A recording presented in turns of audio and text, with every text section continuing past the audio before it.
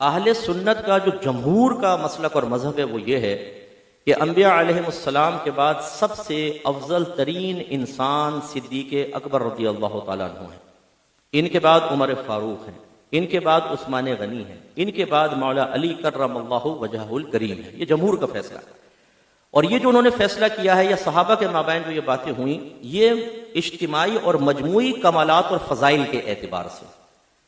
لیکن اگر جزوی فضیلتیں دیکھیں، کوئی ایک آدھ کمال، تو اس میں مولا علی کرم اللہ وجہہ الکریم وہ ہیں کہ انبیاء علیہ السلام کو میں علیحدہ کر دیتا ہوں کہ ان کے لیے ایسے مطلب کوئی خدا نہ خواستہ نازیبہ نکلے کہ آدم علیہ السلام سے لے کر قیامت تک جو فضیلت اللہ نے بعض فضیلتیں حضرت علی کو عطا فرمائیں کسی کو نہیں عطا فرمائی۔ اس میں سب سے بڑا ایک انعام جو اللہ نے حضرت علی کو عطا فرمایا وہ 7 سال کی عمر میں ایمان قبول کرنا تھا، اسلام قبول کرنا۔ سرکار نے قریبی رشتہ داروں کو جمع کیا اور ان کے سامنے اسلام کو پیش کیا، سب بیٹھے رہے، بڑے بڑے سردار بھی تھے، کفار تھے، مولا علی کھڑے ہو گئے، چھوٹے سے ہیں درمیان میں کھڑے ہو گئے، عمر میں کم ہیں لیکن شعوری بلوغت کا عالم یہ ہے کہ جہاں بالغ نہیں پہنچ سکا وہاں یہ نابالغ پہنچا، یہ حق پر ہیں، کھڑے ہو گئے، میں بیعت کروں گا۔ سرکار نے فرمایا آپ بیٹھ جائیں، چھوٹے تھے نا، آپ بیٹھ جائیں۔ پھر ترغیب دی، پھر دعوت دی، پھر سب خاموش، مولا علی کھڑے ہوئے۔ سرکار نے فرمایا علی بیٹھو، پھر سرکار نے ترغیب دی تیسری مرتبہ، پھر دعوت دی کون اسلام لاتا ہے، سب خاموش، مولا علی کھڑے ہوئے۔ سرکار نے فرمایا آگے آ جاؤ اور ان کو بیعت کی۔ یہ پہلا بچہ تھا جس نے ایک بہت ہی پرہیبت ماحول میں نبی کریم صلی اللہ علیہ وسلم کے دست اقدس پر شرف بیعت حاصل کیا اور قیامت تک کے لیے اپنا نام روشن کر دیا۔ دوسری بڑی برکت اور فضیلت آپ کو وہ ملی کہ رحمت کونین صلی اللہ علیہ وسلم جب ہجرت فرمانے لگے تو اب کسی ایک کو وہاں پر چھوڑنا تھا جو آپ کی امانتیں، جو لوگوں کی امانتیں تھیں آپ کے پاس، وہ لوگوں تک پہنچائے۔ انتخاب کس کا ہوا؟ حضرت علی کرم اللہ وجہہ الکریم کا۔ سرکار نے فرمایا علی آپ ہمارے بستر پہ لیٹے ہیں آج، کیونکہ سرکار جانتے ہیں، یہ بھی یاد رکھیں سرکار جانتے تھے کہ کیا ہونے والا ہے، کیونکہ کفار نے دارالندوہ میں پہلی میٹنگ کی تھی کہ اگر ایک آدھ آدمی ان کو شہید کرے گا نا تو ان کے قبیلے والے چھوڑیں گے نہیں، ہر قبیلے سے ایک آدمی کا انتخاب کرو، صبح جب نبی کریم باہر تشریف لائے تو ایک ساتھ حملہ کرو، ان کے قبیلے والے کس کس سے انتقام لیں گے۔ میرے آقا جانتے ہیں کہ وہ باہر کھڑے ہوئے ہیں، آج کی رات کیا ہونے والا ہے، صبح کیا ہونے والا ہے، حضرت علی کا انتخاب کیا، کیونکہ ایسے ہی شجاع شخص کا انتخاب ہونا چاہیے تھا۔ اور سرکار نے فرمایا علی یہ امانت صبح لوگوں کو دے دینا۔ حضرت علی کہتے ہیں کہ جو رات سوتا تھا موت کے خوف کی وجہ سے کئی دفعہ آنکھ کھلتی تھی، لیکن اس رات جب میں بستر پر سویا ہوں تو اتنی گہری نیند مجھے کبھی زندگی میں نہیں آئی، اس لیے کہ مجھے یقین تھا نبی کریم نے فرمایا تھا علی صبح یہ امانتیں لوگوں کے حوالے کر دینا، تو مجھے یقین تھا میں صبح تک ضرور زندہ رہوں گا اور یہ امانتیں لوگوں تک پہنچاؤں گا۔ آپ یقین کی قوت کا عالم دیکھیے۔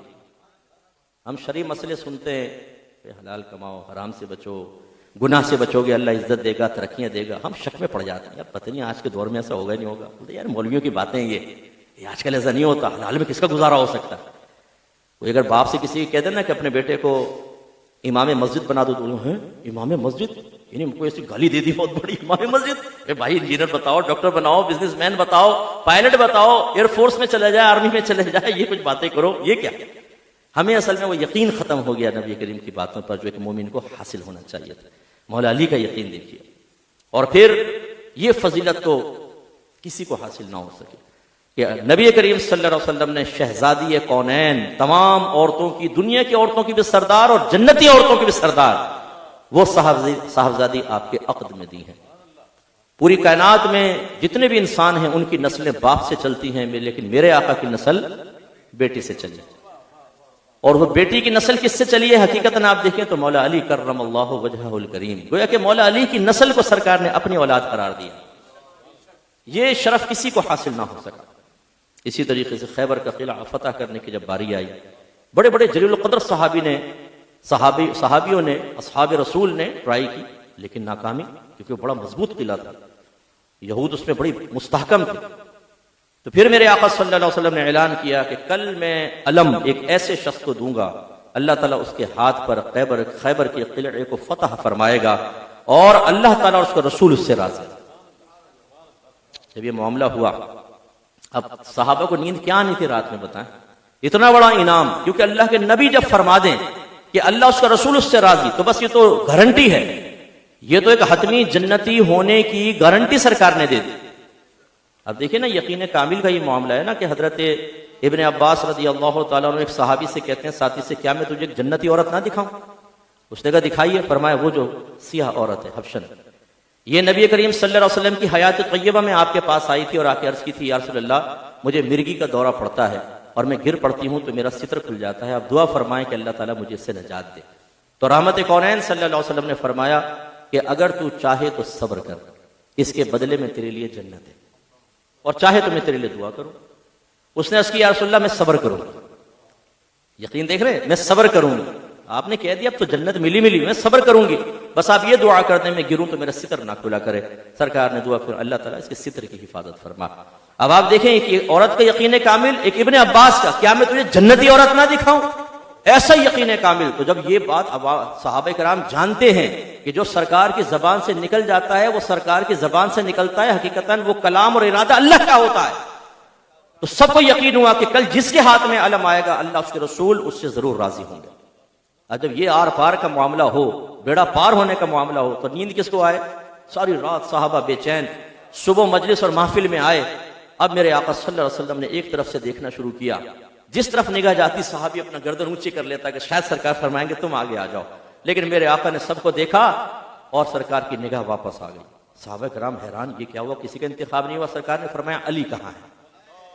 عرض کیا رسول اللہ ان کی تو آنکھوں میں تھوڑا سا کوئی مسئلہ ہو گیا ہے آشوب چشم کا، تو وہ یہاں آ نہیں سکے۔ سرکار نے فرمایا ان کو بلاؤ۔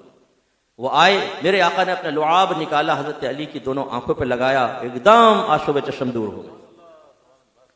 اب آپ سے پوچھتا ہوں، یہ بتائیے کہ لعاب لگا کر علاج کر دینا، یہ جو مدد کی میرے آقا نے، یہ ماں تحت الاسباب تھی یا ماں فوق الاسباب تھی؟ بظاہر ایک سبب اختیار کیا ہے، لیکن یہ عادی سبب نہیں ہے، یہ غیر عادی سبب ہے۔ اللہ کے نبی تو لعاب بھی لگائیں تو بیماریاں دور ہو جائیں، آنکھیں روشن ہو جائیں، اور پھر یہ کہا جائے کہ نبی تو ہماری مثل ہے، تو پھر آپ بھی ٹرائی مارو ذرا، اپنے بچوں کی مار کے دیکھو، بولے گا پاپا کیا کر رہے ہو، خدا کے واسطے پیچھے ہٹو، گندگی کیا کر رہے ہو؟ وہ میرے آقا کا لعاب دہن اقدس ہے، پانی میں مل جائے تو کھارے پانی کو میٹھا کر دے، ٹوٹی ہوئی پنڈلیوں پہ لگ جائے تو وہ ٹانگ پہلی ٹانگ سے مضبوط ہو جائے، اگر صحابی کی آنکھ باہر نکل آئے، سرکار اس پہ لعاب دہن لگا کر لگائیں تو وہ کہیں کہ مجھے اس آنکھ سے پہلی والی آنکھ سے بہتر نظر آ رہا ہے، اور ساری زندگی پھر کوئی بیماری نہ ہو، تو پھر میرے آقا کی شان کیا ہوگی؟ مولا علی کرم اللہ وجہ الکریم کو آگے بلایا، لعاب دہن اقدس لگایا، آنکھ ٹھیک ہو گئی، علم آپ کو دیا، آپ گئے، اور وہ قلعہ بڑا مضبوط قلعہ تھا، حملہ ہوا، مولا علی سیدھے دروازے کے پاس پہنچ گئے۔ دروازے کے پاس جانا، اگر آپ نے کوئی موویز وغیرہ کبھی وار سابقہ جو ہوتی ہیں وار وہ دیکھی ہوں، پورے جو فصیل ہوتی ہے نا، فصیل دیوار، اس پہ ہوتے ہیں تیر انداز، قریب نہیں آنے دیتے کسی کو۔ مولا علی کی جرت کو سلام ہے، یہ اوپر تیر انداز کھڑے ہوئے ہیں، خون کے پیاسے ہیں، یہ آر پار کا معاملہ، انہیں پتا ہے اگر فتح ہو گئی تو ہم تو گئے کام سے۔ تو پھر جب بالکل آپ چونٹی کو بھی کہیں بند کر لینا وہ کاٹ لیتی ہے، بلی کو کمرے کے اندر بند کر لیں، اس کو راستہ نظر نہیں آئے گا، وہ آپ پر حملہ ہی کرے گی، تو پھر انسان کے بارے میں کیا خیال ہے؟ یہ میں منظر کشی اس لیے کر رہا ہوں، اتنے خونخوار لوگ، خون کے پیاسے، اور تلواریں اور اپنے نیزے اور اپنے تیر لے کے کھڑے ہوئے ہیں۔ مولا علی سامنے نکلتے چلے گئے، دروازے کے پاس پہنچے، دونوں ہاتھوں سے دروازے کو پکڑا، دو جھٹکے دیے اور دروازہ باہر، اور آپ اس کو اپنے اوپر لیا اور اس کے اوپر سے گزرتے ہوئے اندر گئے صحابہ، اور قلعہ فتح ہو گیا۔ صحابی کہتے ہیں کہ بعد میں ہم نے اس قلعے کو اٹھایا تو 80 آدمیوں نے مل کر اٹھایا، 80 آدمیوں نے، ایک روایت میں 120 آدمیوں نے مل کر اٹھایا، لیکن صحیح طرح اٹھا نہ سکے۔ مولا علی کی طاقت کا عالم دیکھیے، اور میں کہتا ہوں یہ انسانی طاقت نہیں تھی، سرکار نے جو لعاب دہن اقدس لگایا اس نے نہ صرف آنکھ کو ٹھیک کیا بلکہ میرے آقا نے ان کو روحانی طاقت بھی عطا فرما دی، یہ اسی لعاب کی برکت۔ آپ نے لعاب دہن اقدس لگایا، معاملہ قلعہ فتح ہوا۔ یہ وہ فضائل، وہ کمالات ہیں کہ جس میں مولا علی کا کوئی ثانی نہیں ہے۔ جب فتح مکہ ہوا، میرے آقا صلی اللہ علیہ وسلم نے حکم فرمایا کعبۃ اللہ سے تمام بتوں کو گرا دو، گرا دیا گیا، دو تصویریں چھوڑ دی جو اونچی تھی، منسوب تھی، ایک حضرت ابراہیم علیہ السلام اور ایک حضرت اسماعیل علیہ السلام کی تصویر۔ میرے آقا صلی اللہ علیہ وسلم نے حضرت علی سے فرمایا کہ علی انہیں مٹانا، عرض یا رسول اللہ میرے کندھوں پر آئیے، آپ مٹا دیجیے۔ سرکار نے فرمایا کہ علی تم ہمارے کندھوں پر آؤ.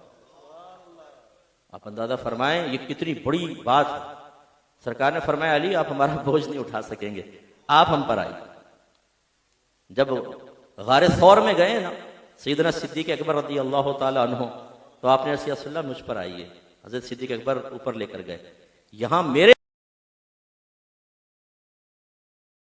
ایک روایت میں موجود ہے, جب اوپر آئے میرے آقا نے فرمایا علی کیا دیکھتے ہو؟ عرض کیا رسول اللہ اوپر دیکھتا ہوں تو ساتوں آسمان منکشف ہیں, اور نیچے دیکھتا ہوں تو ساتوں زمینوں کی چیزیں مجھے نظر آ رہی ہیں.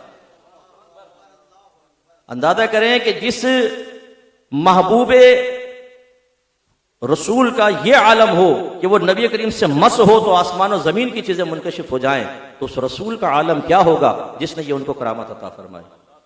اس لیے مسلمانوں کا عقیدہ ہے کہ یہاں سے پکاریں وہاں وہ سنیں, کانے لالے کرامت پہ لاکھوں سلام. مانگیں گے مانگے جائیں گے, منہ مانگی پائیں گے. سرکار میں نہ لا ہے نہ حاجت اگر کی ہے, منگتا کا ہاتھ اٹھتے ہی داتا کی دین تھی, دوری قبول و عرض میں بس ہاتھ بھر کی ہے. میرے آقا صلی اللہ علیہ وسلم کی شان بڑی ہے, اور وہ مولا علی کرم اللہ وجہہ الکریم کو سرکار نے عطا فرمایا. مشہور روایت من کنت مولاہ فعلی مولا, جس کا میں مولا ہوں علی بھی اس کا مولا ہے. لفظ مولا ایک مشترک لفظ ہے جو کئی معانی کے لیے استعمال ہوتا ہے. یہ آزاد کرنے والے آقا کے لیے بھی ہوتا ہے. جس کو آزاد کیا گیا اس غلام کو بھی مولا کہتے ہیں. مولا کے مولا کو بھی مولا کہتے ہیں, اور مولا کے مولا کو اوپر چلے جائیں تب بھی مولا کہتے ہیں. مددگار کو مولا کہتے ہیں, محبت رکھنے والے کو مولا کہتے ہیں, مضبوط انسان کو. بہت سارے اس کے معانی ہیں. لہذا سرکار نے ارشاد فرمایا علی جس کا میں مولا ہوں آپ بھی اس کو مولا ہیں. گویا کہ جس کا میں مددگار آپ بھی اس کے مددگار, جس کا میں آقا آپ بھی اس کے آقا. یہ بڑی شان ہے مولا علی رضی اللہ تعالی عنہ کی.